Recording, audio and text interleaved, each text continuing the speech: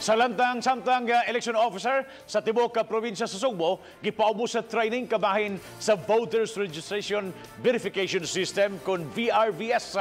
Ang Sugbo may usa sa mga pilot area nga mogamit sa VRVS karong piniliay sa Mayo. Mubalik si Chona Carion sa report. Una kinihigayon nga gamiton ang Voters Registration Verification System kon VRVS karong umaabot eleksyon. Ang VRVS gamiton aron pagsuta sa personal profile sa mga botante. Ang botante mo thumb mark ngadto sa machine ug automatic nga mogawas ang iyang naong ug pangalan. Ang VRVS mo issue resibo usa pahatagan og balota ang botante aron siya makabutar.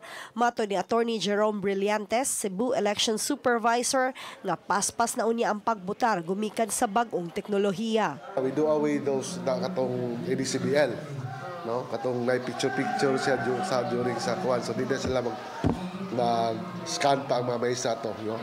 So it really help sa voting time. Gidugang ni Brillantes nga dako kini og ikatabang kanila ang probinsya sa Sugbo usa sa mga lalawigan sa nasod nga natudlong pilot area sa paggamit sa maong kahimanan. Every cluster precinct na to diri sa Cebu province na siya usa ka tab.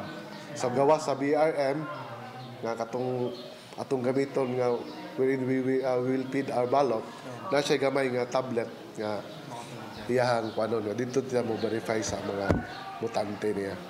Uban ni Marlon Melgazo, Chona Carion, Balitang Bisdak.